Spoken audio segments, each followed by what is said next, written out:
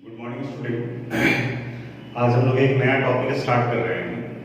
Actually हम लोग अब रिएक्शन मैकेनिज्म की तरफ में बढ़ने जा रहे हैं, यानी कि कुछ एक कंसेप्चुअल पोर्शन जो आपको रिएक्शन में यूज होता है, रिएक्शन मैकेनिज्म को समझने में आता है। आगे बताएंगे कि रिएक्शन मैकेनिज्म क्या है। अभी सबसे पहले आप देख रहे हैं टॉपिक लिखा हुआ है electron movement in organic reaction, यानी कि किसी केमिकल रिएक्शन में। एक्चुअली केमिकल रिएक्शन का मतलब ही होता है bond breaking and bond making. पहले से बना हुआ बॉन्ड टूटता है और नए बॉन्ड का फॉर्मेशन होता है।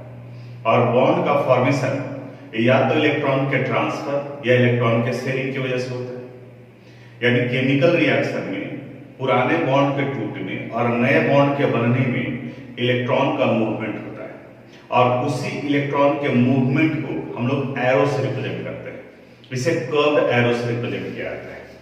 इसे समझने के लिए थोड़ा सा बुक में भी आप रीडिंग डालोगे, जैसे यहाँ x लिखा हुआ है और इस तरफ डबल बॉन्ड और यहाँ सिंगल बॉन्ड।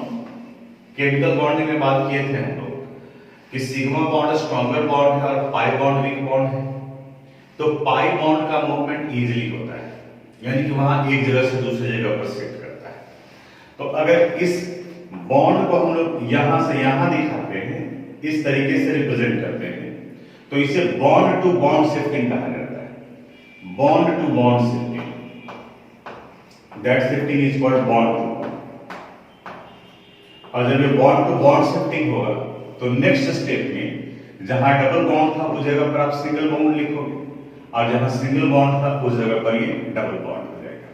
एक शिफ्टिंग ये होता है केमिकल रिएक्शन में। दूसरा शिफ्टिंग होता है कि जैसे इस X के बीच में डबल बॉन्ड है और ये यहां शिफ्ट कर गया X एटम के पास में, इस शिफ्टिंग को कहा जाता है bond to atom. Bond to atom. अब जब बॉन्ड टू एटम होगा तो वन कोवेलेंट बॉन्ड का formation one pair of electron की वजह से होता है।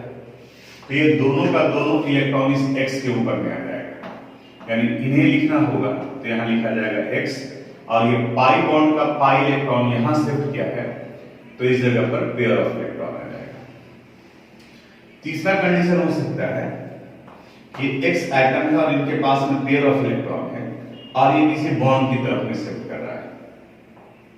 तो फर्स्ट था बॉन्ड टू बॉन्ड, एक बॉन्ड से दूसरे बॉन्ड पर। दूसरा हो गया बॉन्ड टू एटम, और तीसरा यहाँ एटम टू बॉन्ड है, यानी इस शिफ्टिंग को रिप्रेजेंट करते हैं हम लोग एटम टू बॉन्ड।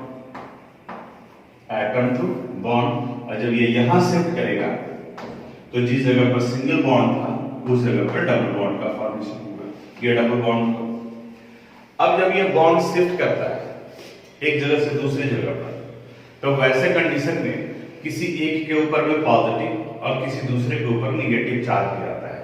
यहां पर भी चार्ज आता है, यहां हम नहीं दिखाना चाह रहे हैं, इसके बाद वाले स्टेप में हम आपको चार्ज के बारे में बताएंगे। यानी यहां ये क्लियर हो गया कि अगर एरो दिया हुआ है तो ये तीन ही कंडीशन हो सकता है, या तो बॉन्ड टू बॉन्ड शिफ्टिंग होगा, या तो बॉन्ड टू एटम शिफ्टिंग होगा, या एटम टू बॉन्ड शिफ्टिंग होगा।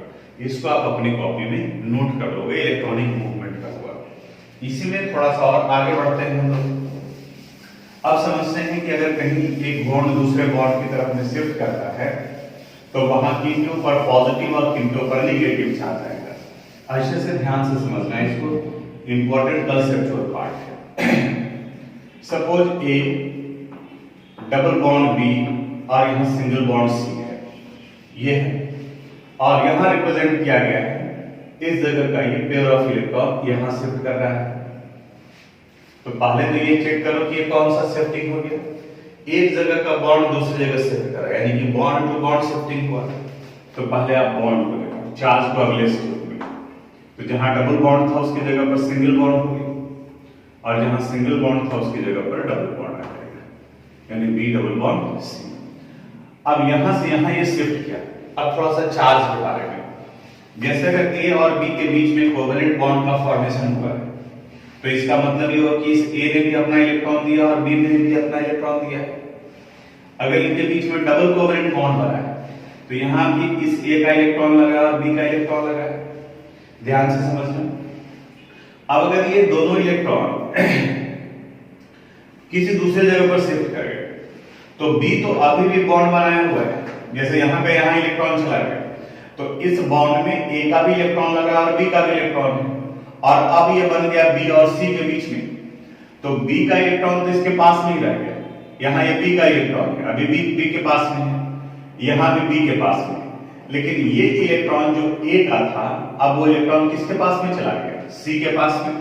तो जो इलेक्ट्रॉन गेन करता है उनके ऊपर में निगेटिव चार्ज, और जिसका इलेक्ट्रॉन शिफ्ट किया है उनके ऊपर में पॉजिटिव चार्ज। यानी कि सिंपल वे में बात करें तो जहां से बॉन्ड किसी दूसरे के पास में शिफ्ट कर रहा है, तो बी सेंटर में था तो उसका बॉन्ड इधर से इधर सिर्फ इलेक्ट्रॉन गया है, तो उसके ऊपर में चार्ज नहीं डेवलप करेगा, क्योंकि वो उसने अपना इलेक्ट्रॉन ना तो लूज किया है ना ही गेन किया है। लूज किसने किया, ए ने किया, क्योंकि इस बॉन्ड में ए का इलेक्ट्रॉन लगा था और बी का, इस बॉन्ड में यही बी का इलेक्ट्रॉन यहां पे आ गया है, लेकिन ये इलेक्ट्रॉन जो ए से आया है, तो यानी कि सी ने इलेक्ट्रॉन गेन किया तो निगेटिव और इसके ऊपर में पॉजिटिव। एक कंडीशन ये हो सकता है। दूसरा फिर ऐसे देखो, ए डबल बॉन्ड बी और ये सिंगल बॉन्ड सी, अगर ये बॉन्ड टू एटम में शिफ्ट किया तो पहले जो मूवमेंट होगा उसको दिखाते हैं। ए अब सिंगल बॉन्ड हो गया और ये सी हो गया। अब इस जगह पर पेयर ऑफ इलेक्ट्रॉन, फिर यहीं पर सोचो ध्यान से कि इस बॉन्ड में दो इलेक्ट्रॉन था, इस दो इलेक्ट्रॉन में एक इलेक्ट्रॉन बी का था और एक इलेक्ट्रॉन ए का था, लेकिन ये बॉन्ड का दोनों इलेक्ट्रॉन बी के पास में शिफ्ट कर गया। इसका मतलब बी ने इलेक्ट्रॉन गेन किया है, किसका इलेक्ट्रॉन गेन किया है, ए का, तो ए के ऊपर में पॉजिटिव चार्ज और बी के ऊपर में निगेटिव चार्ज। अगर आपको डाउट लगता है तो आप इसे कलर से भी रिप्रेजेंट कर सकते हो। यहां पर बी के इलेक्ट्रॉन को व्हाइट डॉट से रिप्रेजेंट कर रहे हैं और ए के इलेक्ट्रॉन को येलो से रिप्रेजेंट कर रहे हैं। अब जब ये दोनों बी के पास में शिफ्ट करेगा तो अब देखो इस जगह पर बी का इलेक्ट्रॉन तो व्हाइट से है, लेकिन ए का इलेक्ट्रॉन भी इसके पास में आ गया है और जो किस कलर से है, येलो कलर से है। तो इसका मतलब बी इलेक्ट्रॉन गेन किया इसलिए निगेटिव और ए इलेक्ट्रॉन लूज किया इसलिए इसके ऊपर में पॉजिटिव चार्ज। दूसरा ये कंडीशन भी हो सकता है। थर्ड, अगर ए और बी और ये सी, सपोज बी के ऊपर में पेयर ऑफ इलेक्ट्रॉन है इनके पास में, लोन पेयर इलेक्ट्रॉन,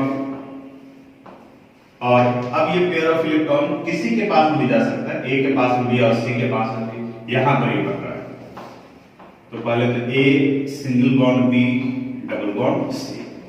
अब दोनों का दोनों इलेक्ट्रॉन बी का गया है, जबकि नियमतः क्या होना चाहिए था, एक इलेक्ट्रॉन बी का जाएगा और एक इलेक्ट्रॉन सी का आएगा, तो किसी के ऊपर में कोई चार्ज नहीं, लेकिन दोनों इलेक्ट्रॉन बी का गया है। इसका मतलब बी ने अपना एक इलेक्ट्रॉन लूज किया तो इसके ऊपर पॉजिटिव चार्ज और सी ने इलेक्ट्रॉन गेन किया तो निगेटिव चार्ज।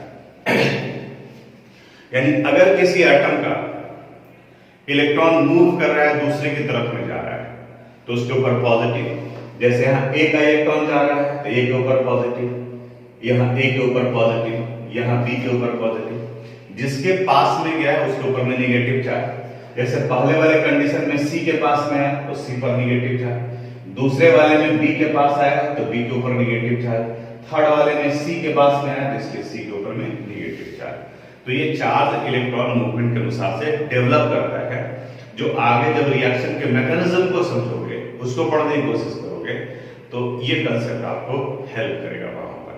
तो इसको भी आप अपनी कॉपी में नोट कर लीजिए। फ्यूजन ऑफ कोवेलेंट बॉन्ड, अब एक नया टॉपिक स्टार्ट करें, इसी से सब रिएक्शन मैकेनिज्म से ही जुड़ा हुआ है, जहां अभी जो कंसेप्ट सीखे हो वो यूज होगा यहाँ पर। फ्यूजन का मतलब होता है ब्रेकअप, फिजिक्स में भी आप पढ़े होंगे न्यूक्लियर फ्यूजन, न्यूक्लियर फिजन, तो यहाँ फ्यूजन। अभी स्टार्ट किए थे हम लोग कि जब भी कोई केमिकल रिएक्शन कराते हैं तो पहले से बना हुआ बॉन्ड टूटता है, और बॉन्ड टूटने से रिएक्टिव स्पेसीज का फॉर्मेशन होता है और तभी वो प्रोडक्ट में कन्वर्ट कर पाते हैं। पहले उनको अनस्टेबल बनना हो तभी वो किसी से कंबाइन कर फिर स्टेबल प्रोडक्ट का फॉर्मेशन करते हैं। अब ये फ्यूजन दो तरीके से, तो फ्यूजन का मतलब हो गया ब्रेकिंग ऑफ कोवेलेंट बॉन्ड। अब इनके ब्रेक दो तरीके से हो सकता है, एक को होमोलिटिक फ्यूजन या इसी को होमोलिसिस कहते हैं, और दूसरा हेटेरोलिटिक फ्यूजन जिन्हें हेटेरोलिसिस कहा जाता है। होमोलिटिक फ्यूजन होगा या हेटेरोलिटिक फ्यूजन होगा दो बॉन्ड के बीच में, ये डिपेंड करता है कि उन दोनों एटम का इलेक्ट्रोनेगेटिविटी डिफरेंस क्या है। अगर दो आइडेंटिकल अगर दो आइडेंटिकल एटम के बीच में बॉन्ड बना है तो वहां पर होमोलिटिक फिजन या उसी को हम लोग होमोलिसिस कहते हैं। जैसे अगर हाइड्रोजन और हाइड्रोजन के बीच में कोवेलेंट बॉन्ड बना है तो चूंकि दोनों का इलेक्ट्रोनेगेटिविटी सेम है तो जब इनके बीच का ये बॉन्ड टूटेगा तो दोनों के पास में एक एक इलेक्ट्रॉन चला जाएगा, क्योंकि इस बॉन्ड में एक इलेक्ट्रॉन इस हाइड्रोजन ने दिया और दूसरा इस हाइड्रोजन ने दिया है। तो जब इनका हम लोग होमोलिसिस कराते हैं, होमोलिसिस या इसी को हम लोग होमोलिटिक फिजन भी कर सकते हैं, तो इस होमोलिटिक फिजन में दोनों के पास भी इलेक्ट्रॉन जाता है। तो अगर हाफ हाफ इलेक्ट्रॉन जाता है तो देख रहे हैं फिश हुक शेप एरो से हम लोग रिप्रेजेंट करते हैं, यानी कि हाफ हेडेड एरो से। तो यहां भी एक इलेक्ट्रॉन चला गया और एक इलेक्ट्रॉन इस हाइड्रोजन एटम के पास में चला गया। अब इससे हाइड्रोजन और हाइड्रोजन ये दो न्यूट्रल स्पेसिस का फॉर्मेशन होता है जिनके पास में अनशेयर्ड इलेक्ट्रॉन होते हैं, और इस अनशेयर्ड इलेक्ट्रॉन स्पेसिस को फ्री रेडिकल कहा जाता है।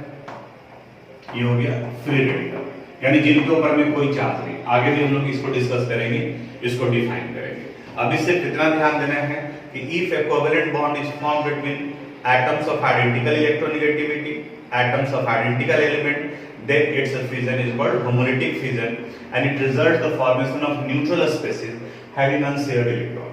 जिनके पास में अनशेयर्ड इलेक्ट्रॉन होगा इन्हें फ्री रेडिकल कहा जाता है। और अगर हेट्रोलिटिक फिजन हुआ, जिन्हें हम लोग हेट्रोलिसिस कहते हैं, तो इस हेट्रोलिसिस में ये डिपेंड करेगा कि किनके बीच में हो रहा है। जैसे अगर मान लें कि ए और बी इनके बीच में कोवेलेंट बॉन्ड बना है, तो दोनों का इलेक्ट्रोनेगेटिविटी वैल्यू अलग अलग है। तो जब दोनों का इलेक्ट्रोनेगेटिविटी वैल्यू अलग अलग है तो ये दोनों में से किसी एक के पास में इलेक्ट्रॉन शिफ्ट करेगा। अगर ए का इलेक्ट्रोनेगेटिविटी ज्यादा है इन कंपैरिजन टू बी, यहां पर हम लोग इलेक्ट्रोनेगेटिविटी को रिप्रेजेंट कर रहे हैं। इलेक्ट्रोनेगेटिविटी शेयर्ड इलेक्ट्रॉन को अपनी तरफ खींचने की टेंडेंसी को रिप्रेजेंट करता है। तो जब ए का इलेक्ट्रोनेगेटिविटी ज्यादा है बी के रिस्पेक्ट में, ये दोनों का दोनों इलेक्ट्रॉन ए के पास में शिफ्ट कर जाएगा, यानी यहां पर ए के ऊपर में पेयर ऑफ इलेक्ट्रॉन और बी के पास में एक भी इलेक्ट्रॉन नहीं। अब इस बॉन्ड में दोनों का एक एक इलेक्ट्रॉन लगा था और दोनों इलेक्ट्रॉन ए के पास में चलाया, इसलिए ए के ऊपर में नेगेटिव और बी के ऊपर में पॉजिटिव चार्ज है। और वहीं अगर ए के रिस्पेक्ट में बी का इलेक्ट्रोनेगेटिविटी ज्यादा है तो ठीक उल्टा हो जाएगा, दोनों का दोनों इलेक्ट्रॉन बी के पास में आएगा। ये पेयर ऑफ इलेक्ट्रॉन आप साइड में रख रहे हैं या ऊपर रख रहे हैं ये मैटर नहीं करता है। तो यहाँ बी पर माइनस चार्ज और एक ऊपर में प्लस चार्ज हो गया। ये आपका हेट्रोलिटिक फिजन को रिप्रेजेंट करता है। आगे जब हम लोग चार्ज स्पेसिस में कार्बोकैटायन और कार्बन आयन डिस्कस करेंगे तो यहाँ पर अब जैसे अगर मान लें कि कार्बन और क्लोरीन के बीच में बॉन्ड है तो जाहिर सी बात है क्लोरीन का इलेक्ट्रोनेगेटिविटी ज्यादा है, तो जब वो बॉन्ड टूटेगा तो क्लोरीन पे आ जाएगा pair of electron negative charge और कार्बन के ऊपर में आ जाएगा पॉजिटिव चार्ज। तो यहां आपको ध्यान में रखना था फिजन ऑफ कोवेलेंट बॉन्ड। तो अगर आइडेंटिकल एटम के बीच में बॉन्ड बना है तो होमोलिटिक फिजन होगा। डिफरेंट एटम के बीच में और अगर उनके बीच का इलेक्ट्रोनेगेटिविटी वैल्यू लार्ज है, अगर कम डिफरेंस रहेगा तो होमोलिसिस होगा। जैसे कई केसेस में कार्बन और हाइड्रोजन के बीच में इलेक्ट्रोनेगेटिविटी डिफरेंस बहुत ज्यादा का नहीं है तो होमोलिटिक फिजन भी होता है। लेकिन कार्बन और क्लोरीन में इन दोनों के बीच का इलेक्ट्रोनेगेटिविटी डिफरेंस ज्यादा है तो यहाँ पर हेट्रोलिटिक फिजन यानी कि हेट्रोलिसिस होता है।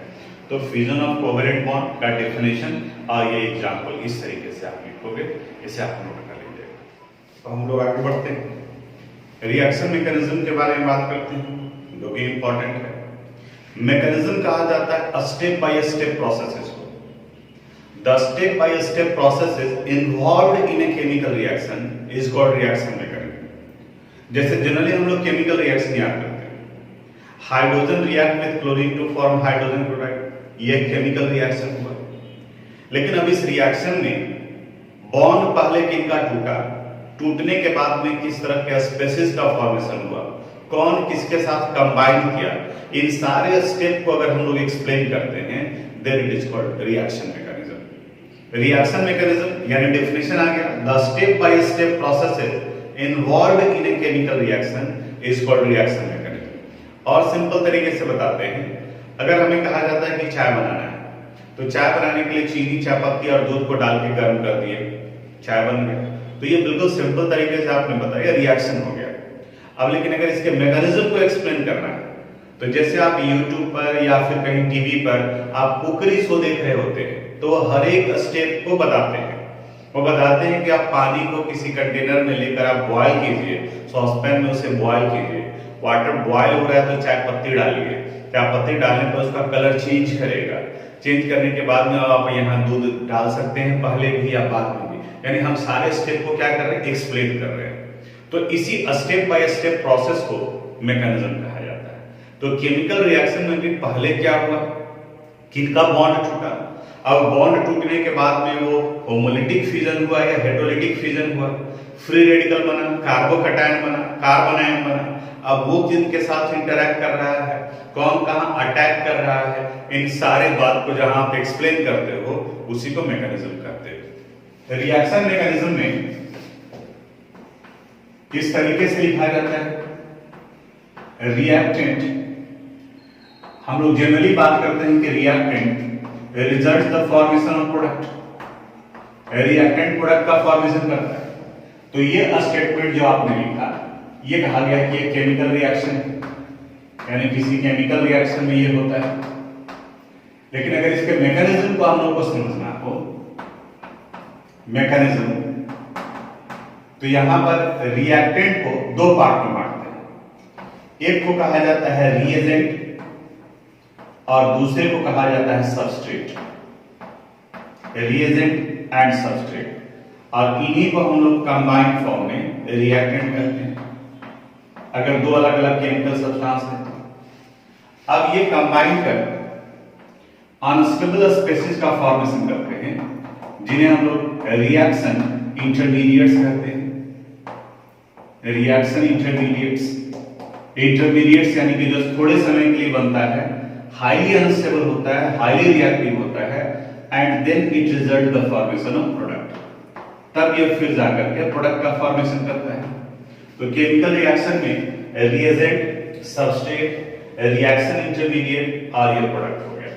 अब इन सबको एक एक करके समझना होगा हम लोग को, क्योंकि यहाँ टर्म रिएजेंट भी आया है, सबस्ट्रेट भी आया है, रिएक्शन इंटरमीडिएट भी आए हैं, और प्रोडक्ट तो हम लोग को पता है। इसको पहले आप लिखोगे रिएक्शन मैकेनिज्म का पार्ट। अब एक एक करके बताते हैं कि सबस्ट्रेट क्या है और रिएजेंट क्या है।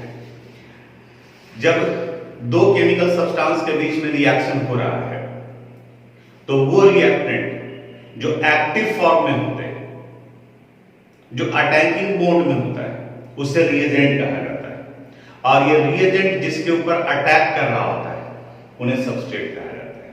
जैसे अगर दो लोगों के बीच में झगड़ा हो रहा है, तो जो टीच रहा है, जो एक्टिव मोड में है, उसे रिएजेंट कहा जाएगा, और जो पिटा रहा है उसे सबस्ट्रेट कहा जाएगा। यानी कि जब भी आप केमिकल रिएक्शन कराते हो, तो एक वो रिएक्टेंट होते हैं जो एक्टिव स्पेसिस प्रोवाइड करने का काम करता है, तो उन्हें रिएजेंट कहा जाता है, और दूसरे वो पार्ट होते हैं जो बेसिक पार्ट होता है, जो बेस प्रोवाइड करता है। ऑर्गेनिक केमिस्ट्री में जो कार्बन चेन प्रोवाइड करता है उसे सबस्ट्रेट कहते हैं, और जो एक्टिव फंक्शनल ग्रुप प्रोवाइड करता है उसे रिएजेंट कहते हैं। जैसे अगर क्लोरोब्यूटेन में आप इसको अल्कोहल में कन्वर्ट करा रहे हो, तो ये क्लोरोब्यूटेन सबस्ट्रेट के रूप में काम करेगा, और अल्कोहल के लिए अगर आपने NaOH लिया है तो ये NaOH रिएजेंट के रूप में काम करेगा। तो रिएजेंट एक्टिव पार्ट होता है, इसलिए इसे अटैकिंग रिएजेंट भी कहा जाता है, और सबस्ट्रेट उस स्पेसिस को कहते हैं जिस पर रिएजेंट अटैक करता है। रिएक्शन इंटरमीडिएट पर बाद में आते हैं, पहले हम लोग रिएजेंट के बारे में थोड़ा सा और डिस्कस करते हैं। ये अटैकिंग रिएजेंट को दो पार्ट में बांटा गया है। ये इनके नेचर के ऊपर में कि इनके पास इलेक्ट्रॉन का डिफिशियंसी है या फिर इलेक्ट्रॉन का एक्सेस अमाउंट पे प्रेजेंट है। तो अटैकिंग रिएजेंट का दो टाइप हो गया, अटैकिंग रिएजेंट,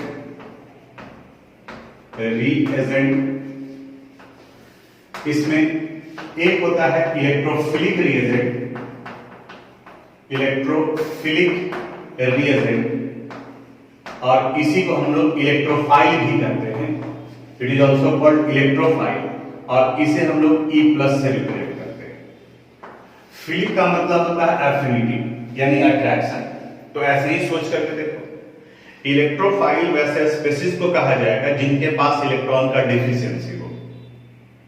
तो न्यूट्रल और charge species having deficiency of pair of electron is called electrophile और electrophilic reagent. It may be positively charge, क्योंकि अगर कोई निगेटिव है तो इसका मतलब ऑलरेडी उसके पास में इलेक्ट्रॉन है, किसी से इलेक्ट्रॉन ले रखा है। तो इलेक्ट्रोफिलिक रिएजेंट या तो न्यूट्रल होगा या फिर वो चार्ज स्पेसीज होंगे, पॉजिटिवली चार्ज स्पेसीज होगा which has deficiency of pair of electron, और इन्हें हम लोग E+ से रिप्रेजेंट करते हैं। ये उस जगह पर अटैक करता है, वहां जाकर जुड़ता है जहां पर पेयर ऑफ इलेक्ट्रॉन इसको मिलेगा। अब आप देखोगे तो इस डेफिनेशन के बाद में आपके बुक में कुछ क्वेश्चन मिलेगा, classify the following as electrophile and nucleophile. तो पहला तो चार्ज से आप क्लासिफाई कर लिए, जो पॉजिटिव है वो इलेक्ट्रोफाइल होगा, और अगर न्यूट्रल है तो उसका हमको इलेक्ट्रॉनिक लिविस डॉट स्ट्रक्चर लिखना पड़ेगा। लिविस डॉट स्ट्रक्चर में आप देखोगे कि अगर ऑक्टेट पूरा नहीं है, डिफिशियंसी है पेयर ऑफ इलेक्ट्रॉन का, यानी कि अगर वो लिविस एसिड है तो उसको हम लोग इलेक्ट्रोफाइल कहेंगे। यानी दूसरे में कह सकते हो कि इलेक्ट्रोफाइल और इलेक्ट्रोफिलिक रिएजेंट लिविस एसिड के रूप में काम करते हैं। अब पीछे की एग्जांपल ले लेते हैं। जैसे अगर दिया हुआ NH4+ तो पॉजिटिव है तो ये पता चल गया। न्यूट्रल में आप याद करो केमिकल बॉन्डिंग में हम लोग पढ़े थे, तो BH3 यहां पर बोरोन के पास में पेयर ऑफ इलेक्ट्रॉन का डेफिशिएंसी है, तो ये काम करेगा इलेक्ट्रोफिलिक रिएजेंट के रूप में। इन्हें इलेक्ट्रोफाइल कहा जाता है और ये काम करते हैं एज अ लिविस एसिड, क्योंकि लिविस एसिड के पास भी इलेक्ट्रॉन का डेफिशिएंसी होता है। दूसरा टाइप है अटैकिंग रिएजेंट का न्यूक्लियोफिलिक रिएजेंट, न्यूक्लियोफिलिक रिएजेंट, और इन्हीं को न्यूक्लियोफाइल भी कहा जाता है, और इन्हें हम लोग रिप्रेजेंट करते हैं Nu पेयर ऑफ इलेक्ट्रॉन और माइनस चार्ज। तो डेफिनेशन ये निकल गया, निगेटिवली चार्ज और neutral species having lone pair electron having excess electron is called nucleophile, जिनके पास में ऑलरेडी है। और ये न्यूक्लियोफाइल, न्यूक्लियस कहा जाता है जो पॉजिटिव पार्ट है, तो वो अटैकिंग रिएजेंट जो इलेक्ट्रॉन डिफिशिएंट साइड की तरफ मूव करता है, उस पर अटैक करता है जहां इलेक्ट्रॉन का कमी है, तब उसे हम लोग न्यूक्लियोफाइल करते हैं। अब ये नेगेटिव चार्ज है, तो नेगेटिव चार्ज में आप देखो जैसे अगर लिखा हुआ है Cn- OH-, तो यहां से आप पता कर लोगे, या तो फिर आप न्यूट्रल है तो लिविस डॉट स्ट्रक्चर लिख लेंगे। जैसे NH3, याद कीजिए NH3 में नाइट्रोजन के पास में पेयर ऑफ इलेक्ट्रॉन होता है, वाटर H2O यहाँ ऑक्सीजन के पास में पेयर ऑफ इलेक्ट्रॉन होता है, and they act as a Lewis base, और ये लिविस बेस के रूप में काम करते हैं। तो ये लिविस एसिड हो गया और ये लिविस बेस। तो यहाँ के बाद में अब आप क्या करोगे, एनसीईआरटी बुक में क्वेश्चन मिलेगा classify the following as electrophile and nucleophile, तो वो क्वेश्चन बन जाएगा। चार्ज स्पेसिफिक, यानी कि आप सोच के चलोगे कि लिविस एसिड और लिविस बेस जैसा है।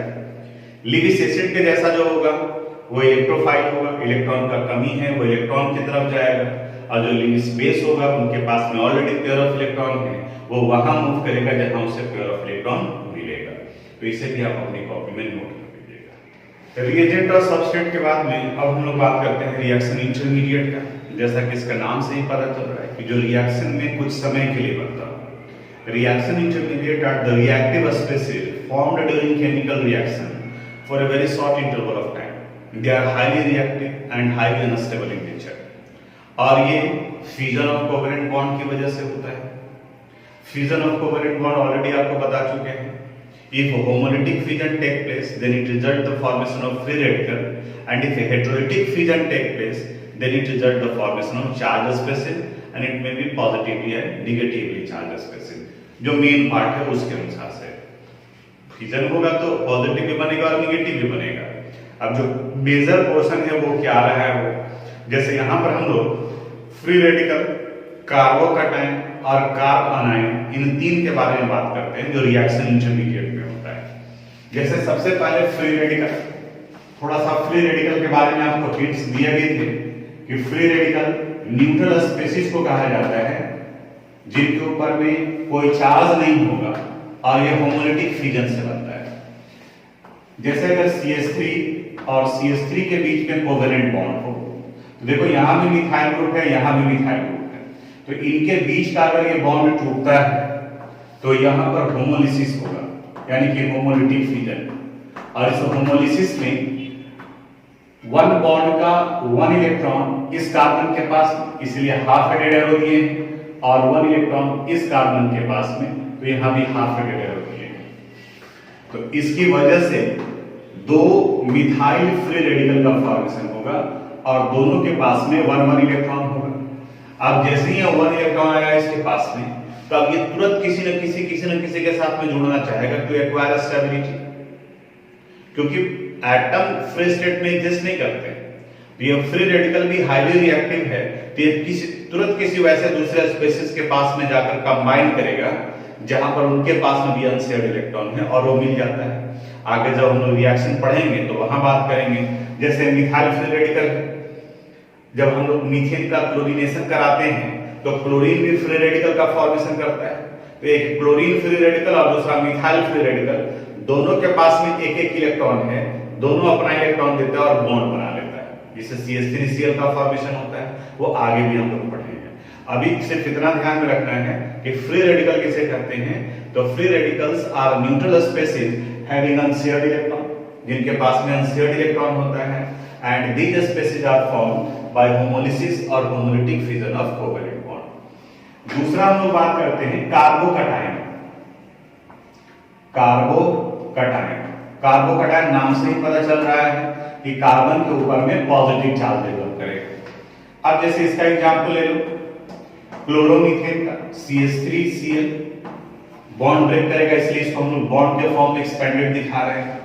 अब यहां देखो कार्बन और क्लोरीन के बीच में कोवेलेंट बॉन्ड बना है, और आपको ये पता है कि कार्बन और क्लोरीन में क्लोरीन का इलेक्ट्रोनेगेटिविटी ज्यादा होता है इन कंपैरिजन टू कार्बन। तो ये दोनों का दोनों इलेक्ट्रॉन जो है क्लोरीन के पास में शिफ्ट करेगा, यानी कि यहां पर हेटेरोलिटिक फ्यूजन होगा। तो इस तरीके से एरो से रिप्रेजेंट करते हैं हम लोग। और जहां फ्री रेडिकल के केस में होमोलिसिस हुआ था, इस जगह पर ये हेटेरोलिसिस होगा, यहां हेटेरोलिटिक फ्यूजन होगा, और ये फॉर्मेशन कर दिया HCH कार्बन के ऊपर में पॉजिटिव चार्ज, क्योंकि दोनों इलेक्ट्रॉन क्लोरीन के पास में चला गया, क्लोरीन के पास में अब ये पेयर ऑफ इलेक्ट्रॉन आ गया, और इनके ऊपर में नेगेटिव चार्ज। तो ये कार्बन जिनके ऊपर पॉजिटिव चार्ज होता है, तो the reaction species, the reaction intermediate which contain positively charged carbon atom is called carbocation. इन्हीं को कहा जाता है कार्बोकैटायन। और इसी करके के रिवर्स होगा, अगर कार्बन के ऊपर में नेगेटिव चार्ज है तो उन्हें हम लोग कार्ब अनायन कहते हैं। कार्ब अनायन, कार्बोकैटायन को कार्बोनियम आयन भी कहा जाता है। अब जैसे मीथेन को ले लो, हाइड्रोजन, कार्बन, हाइड्रोजन, हाइड्रोजन और हाइड्रोजन। अगर देखा जाए तो कम डिफरेंस है, लेकिन अगर एग्जैक्ट अगर कैलकुलेट किया जाए तो यहाँ कार्बन का इलेक्ट्रोनेगेटिविटी ज्यादा होता है हाइड्रोजन के रिस्पेक्ट में। तो अगर इनके बीच में हेटेरोलिटिक फ्यूजन हो रहा है, यानी कि अगर यहाँ हेटेरोलिसिस हो, और दूसरे फैक्टर भी होते हैं जो अफेक्ट करता है, तो अगर ये हेटेरोलिसिस हुआ तो इनका ये pair of electron bond shift कर जाएगा कार्बन एटम के पास में। ये एरो से रिप्रेजेंट कर रहे हैं। तो जैसे ही ये कार्बन के ऊपर में शिफ्ट करेगा, तब यहाँ हाइड्रोजन इस कार्बन के ऊपर में pair of electron, negative charge, और हाइड्रोजन के ऊपर में पॉजिटिव चार्ज। अब ये negatively charge carbon containing species को कार्ब अनायन कहा जाता है। तो चूंकि ऑर्गेनिक केमिस्ट्री पढ़ रहे हैं हम लोग, तो कार्बन से ही कंसर्न रखना है। तो वो कार्बन जिनके ऊपर में कोई चार्ज नहीं है, अनशेयर्ड इलेक्ट्रॉन है, इन्हें फ्री रेडिकल कहा गया। वो स्पेसिस जहां पॉजिटिवली चार्ज कार्बन एटम है, कार्बोकैटायन हुआ। वो कार्बन जहां नेगेटिवली चार्ज कार्बन एटम है, कार्बन आयन कहा गया। तो ये तीन तरह के रिएक्शन इंटरमीडिएट का फॉर्मेशन होता है, कार्बोकैटायन और कार्बन आयन हेटेरोलिटिक फ्यूजन से, और फ्री रेडिकल होमोलिटिक फ्यूजन से होता है। तो ये रिएक्शन इंटरमीडिएट तक का ये पोर्शन हुआ। रिएक्शन मैकेनिज्म के जो पार्ट आगे जब आप 12th वगैरह में पढ़ेंगे वहां यूज होगा, तो ये सारे कंसेप्ट आपको वहां हेल्प करेगा समझने में। तो 11th में बेसिक पार्ट जो 12th में आता है उसको हम यहाँ डिटेल से थोड़ा बताया आपको। अब इसके बाद में अगली क्लास में हम लोग कुछ और टर्म्स पढ़ेंगे, जैसे inductive effect, hyper conjugation, resonance effect, electromagnetic effect. तो थोड़ा सा आप रीडिंग डाल करके रखोगे, जिसमें से ज्यादा इंपॉर्टेंट है इंडक्टिव इफेक्ट। तो इंडक्टिव इफेक्ट को थोड़ा डिटेल से बताएंगे आपको, और बाकी का डेफिनेशन वगैरह सिर्फ आप याद रखोगे, उतने ही से काम चल जाएगा। इंडक्टिव इफेक्ट का एप्लीकेशन है, इसलिए उसके ऊपर में थोड़ा डिटेल से पढ़ना है। तो आज यहीं तक, बाकी अगले क्लास में।